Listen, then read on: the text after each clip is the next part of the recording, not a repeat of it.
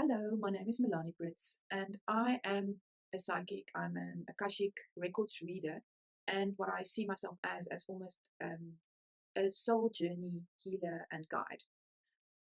And Kirsten asked me to explain a bit about the Akashic records and make a video that explains a bit about what it is and how it works and so on, and what I do. So let me preface this by saying that the Akashic records is like the energetic library or the energetic imprint of everything that's ever been, that is, and will be. So, the first thing to understand when we're talking about the Akashic records is that actually time is not real. And within the Akashic records, it's almost as if all of the stuff, the past, the present, the future, is just layered one on top of each other. And so when we're thinking about a soul's journey, we often, talk about past lives, past incarnations. And that's actually a misnomer because what is happening is that it's not a past life, but it's a concurrent life. So if you have a life somewhere where you are undergoing some sort of trauma or energetic block, then it's very easy to almost think of it as, oh, this is a past thing. It's happened already and it's not affecting me anymore because it's past. When what actually is happening is that it's a concurrent life. So some aspect of you is actually still caught up within that trauma or event or energetic blockage or difficulty or whatever the case may be. And so there's these energetic links that we have to these aspects of us. And your soul is like this multifaceted diamond, and it has all of these different incarnations or lives or personalities, um, stuff that's happened to you, belief structure, all of that stuff. And it forms this almost a collective, the same way as you are watching something on the Third Eye Champagne Collective. It's made up of a lot of different parts. And although you, in your current incarnation, has a very limited view of what is happening with all of the other incarnations, um, the stuff that happens in that concurrent lifetimes of yours sometimes have an effect on this lifetime.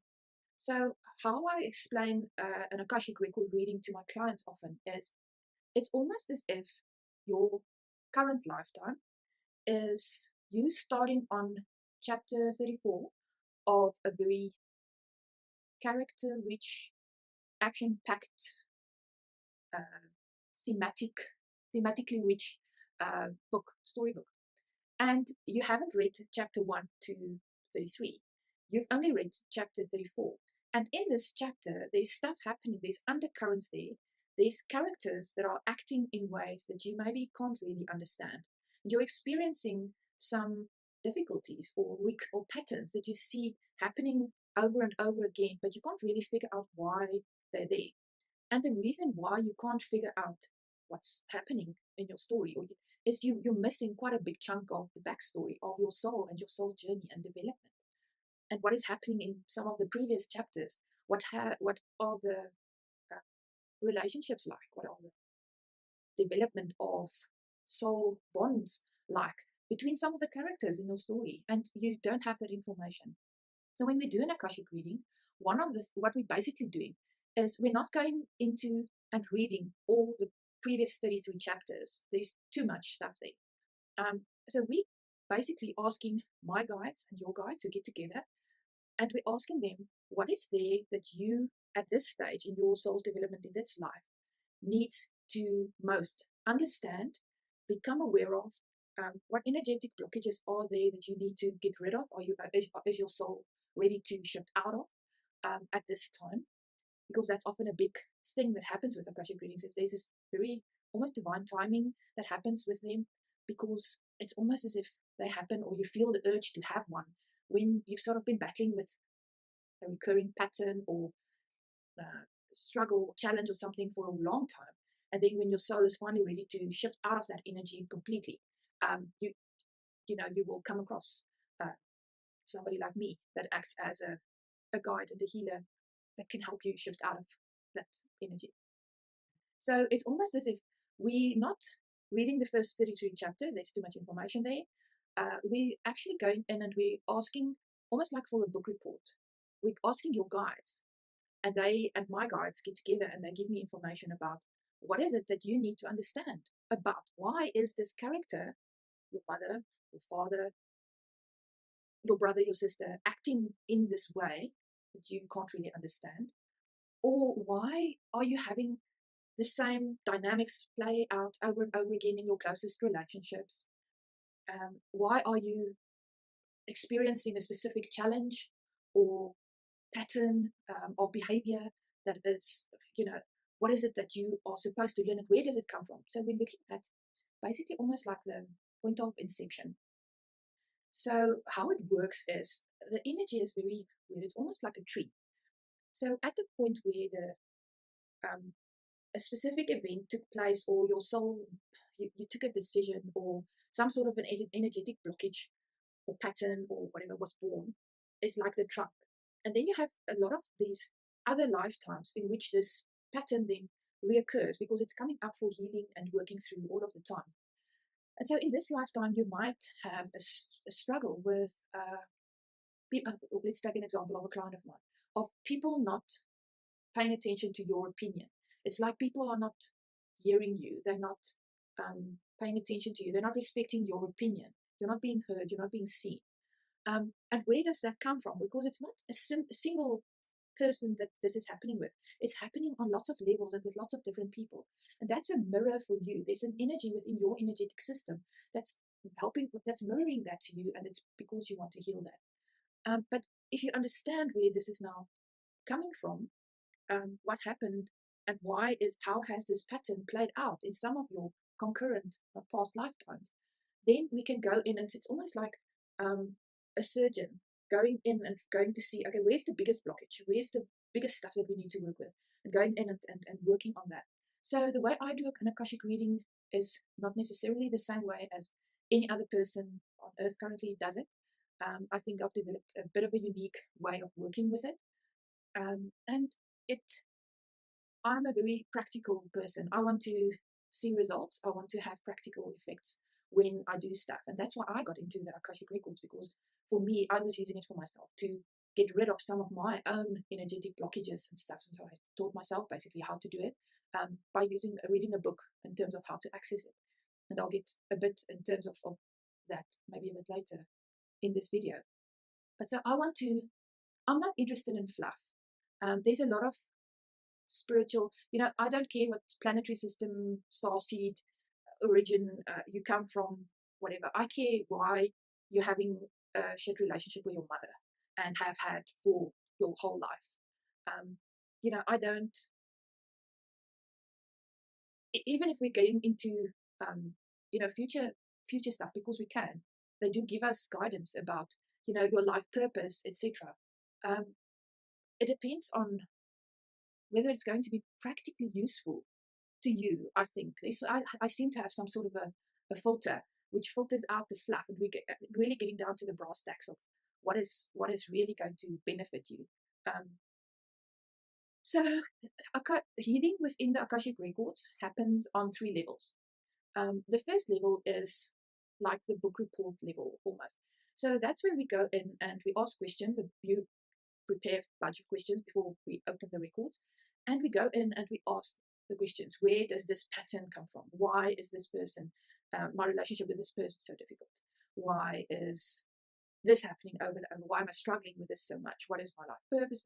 Anything that you would want to know. And so your guides, who have read the previous 33 chapters of your soul's journey, of your soul's story, magnificent as it is, can tell you there was this highlight and then this happened. And so you're getting basic information and understanding that will help you transmute the energy in a way. Because if you don't understand where it's coming from, it's harder to transmute it. So it's by giving a basic information. You understand, you're gaining understanding. Then there's a second level, which sometimes happens during an Akashic reading, but not always. And it depends on the client. So for some clients it doesn't happen, but with some clients the guides tell me that we need to do this or do this. And there's an energetic healing component to the reading that happens when we go in So, for instance, let me give you an example of what that would look like. I had a client that had had a previous lifetime as a witch. Not, and as I said, if I say witch, I don't mean bad witchy stuff. A lot of us has actually had lives where we were prosecuted as witches. There's books about it. It's actually called the witch wound. A lot of us in the spiritual community have actually had these lifetimes where we were persecuted, where we were killed, where we were tortured, etc. I have had, and many of you might also have had. But this client specifically was having trouble speaking her truth. Um, and when we went in, the guides actually showed me it's almost like a noose around her throat. So she would actually almost start having trouble breathing. Sometimes when she thought about speaking her truth or, disseminating her message or really just speaking out. And what it turns out that she had had a lifetime in which she was accused that she was a witch of some sort, and she was actually hung from the neck, but then her body was left there to rot, to basically as an example for other witches, other women who like to do natural stuff, because that's what a lot of the witches were. But so she was left hanging there but with this, and it's almost like an energetic noose that got stuck around her throat. So if you would look at her body, her energetic body, she had this noose thing around her throat. And the only person that could actually take off that noose was her. I couldn't take it off for her. But so the guides showed me that she had to go. She was also psychic, so she was able to visualize the stuff and see the stuff as I was seeing it. But she had to go into that life and to go and cut down her body where it was hanging, and then to give it a burial so that the body was honored, etc. And to cut off the noose from her own neck. So sometimes there's stuff like that happens, or so you have to go and revisit a scene that is a particularly traumatic scene or event in a past life that has caused some sort of an energetic disturbance within your energetic body. That's the one thing that sometimes happens. The other one that often happens actually is we work within a golden circle of light, which is almost basically a lot of your other incarnations, ancestors, angels, spiritual team, guides, etc., coming together in this circle, and they hold space for us. And into that circle, we can actually call other souls to have conversations with. And it's a soul to soul conversation that is actually very healing and helpful. So there's stuff happens. Sometimes you get killed by somebody, or somebody gets killed by you, or I had one where I had abandoned somebody. I felt like I had abandoned somebody. They got lost during a war situation, but I felt that I had abandoned them. And so there was this soul contract almost that came into being in terms of this abandonment that that happened. And so in this lifetime, I felt like I had to almost mother this person and always be there.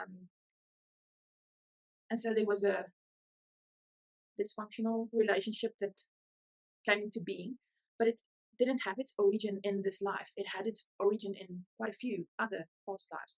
But the original inception point was this abandonment, this guilt I was feeling for abandoning this person in a past life. And so it depends on the person, it depends on the wound, it depends on the energetic blockage, but sometimes we have that. But the third level of healing that there is in opening the Akashic records is so the records have a very high vibration. And when we open the records, both of us, whether we sit in front of each other within the same room, or you're halfway across the world and we're connected energetically, we're sitting, both of us, connected with your Akashic records open. And it's almost like the vibrations of the records have a healing effect all on their own. So it's like your soul is a beautiful chandelier, and maybe it's gotten a bit dusty, there's a few spider webs hanging on it, and for a reading, you and I can sit there for an hour and a half, which is basically almost how long a reading is, without speaking a word or without giving any information, without communicating at all, and just have the records open. And that gentle healing vibration of having the Akashic records open will, it's almost like a slight earthquake that's rattling the chandelier and just dusting it off. So there's a very beautiful energetic healing component that's underlying anything else that we're doing within the records anyway, which is beautiful. It's very powerful. But so when we're doing quite hectic energetic work within the records, when we going and looking at specific energetic blockages, we're going into past lives to go and change stuff, to go and dissolve the blockages, where we're having discussions with other souls and the circle of light, all that sort of stuff. It's almost like we're resetting your energetic system. So you have your energetic system, and energy has a specific way of traveling that's habitual, and that's because it's bound by all of these concurrent lifetime. So if we're going in and we're changing stuff and we're releasing stuff and we're healing some of the blockages and stuff, we're almost resetting that system. So it can actually have quite an energetic effect. I've had one client from Australia email me after a few days saying it felt to her like she'd been hit by a Mack truck after we'd done our session. So it can be energetically taxing, but it's a big relief. There's big shifts, immediate shifts that you can almost see within yourself, within your relationships, because what your relationships is doing, it's mirroring that energetic blockages to you. And so the moment we get rid of that blockage for good, because we're going into the tree trunk and we're cutting off the tree, we're not just working on the branch, this branch or that branch, we're cutting down the whole tree, then there's a vacuum and your whole energetic system resets. So it's quite intensive. It's deep soul healing work that we do when we are in the Akashic records. So a reading is normally about an hour and a half to 2 hours long. You don't have to do any preparation, and I do it live. I know a lot of Akashic readers prepare reports and whatever. I don't do it like that. I do the reading live, and so I'll tell you what the guides are giving me. A lot of the information I see, they send me pictures. I see, like pictures or movies in my mind. And it's almost like I have to tell you what I see, and then it's almost like I start pulling on a thread from a rug, and then I can read the energy. And so sometimes what comes through is just the emotion, because that's the strongest thing about that thread. Sometimes I can see entire stories. I get a lot of information, and sometimes it's just the highlights, and I can't even see who the main players are. I can just see the events or feel what happened there. So it's very interesting. Every reading is different. And your guides are in charge of it. We are not in charge. So I had one reading where a client had a very forward-looking guided session, Akashic reading, and it was a lot about sort of, her life purpose and what she was supposed to do next, and how all of the different layers were going to fit into each other. And then her friend, which she'd obviously told about it, came and wanted to do a reading herself, and she wanted the same type of forward-looking reading. And her guides actually showed that it's almost like they showed me the book, and they refused to page forward into the book. They kept paging backward because there was stuff in the background, in her past, in her childhood specifically, that had to be addressed before she could go forward. So in the end, we spent probably an hour and a quarter, a lot of tears, a lot of releases, working on childhood stuff and relationships with particular parents and stuff like that. And then they did answer a few forward questions. But so her idea of why she wanted a reading was, I want this forward-looking guidance. And the guides were like, no, you're here for something else. And sometimes the major question, so your priorities in terms of the questions that you want to know, and the guides' priorities in terms of the questions that are important, are not the same. And so sometimes it's the question that you tack on at the last, the sort of, by the way, maybe just ask about this as well. That's the main reason why you are actually supposed to have an Akashic reading. I've encountered that a lot as well. So the guides are in charge, and they can refuse to ask questions or answer questions. We can ask, but they don't, and they never answer time questions. So you can't ask, well, when will this happen? In 6 months, in a year? Because time is not real, so they can't really answer questions like that. For us, it's an illusion in this, but you can't ask time questions, and it's better to ask open-ended questions rather than yes or no questions. That helps. So I always feel that if you are drawn to an Akashic reading, the way I was drawn to it, it was like red lights was flickering all over when I first heard the word, and I just got obsessed by it immediately. Then it's because there's something in your soul that resonates with it, and that is that brought this on your path. And I always feel that the appointment was made between our souls a long time ago on in other dimensions than this, for me to be able to assist you at a specific time with a specific issue. And so that is part of my life purpose and why I am passionate about the Akashic records and doing this deep soul healing stuff for people. And my clients are always very thankful and grateful for what was done. They often say that it is, I'm confirming for them what they actually already know, but then they chat themselves out of their guidance. So that happens quite a lot as well, where they say, but I actually know that I'm supposed to do this, or I've had a feeling that this is the case, or so on, but I haven't acted on it because I wasn't sure. I thought maybe I was imagining things, or, it felt too grandiose or too big. Who am I to be doing this type of thing? Stuff like that. But so whatever is said, even though it might be new to you, will resonate as truth. It might confirm some stuff that you've already thought for yourself or sort of intuited for yourself, and it actually should. That's a good way of confirming that it's real. But an Akashic reading is an amazing thing. I just love being able to do them and being able to work on that level, because it's almost like you're going above and you're seeing the soul's struggles and journey below you, and you can see the energetic patterns and the stuff that keeps happening, and then you can go in and you can actually go and do something about that, so that that soul can have a more fulfilled path. They can actually get to the next level of their soul evolution, because they've struggled with this thing enough. The evolution has already been done, but sometimes it's just that final energetic dislodgement of the residue, or the final energetic untanglement of whatever is happening there. But it works on so many levels. Sometimes there's ancestral stuff. Sometimes I do a reading and I come across stuff that I've never had before, and it's always like opening a lucky packet. I never know what we're going to get when we open the records, but it is always very beautiful. So I have almost gone, I think I've gone over the time now.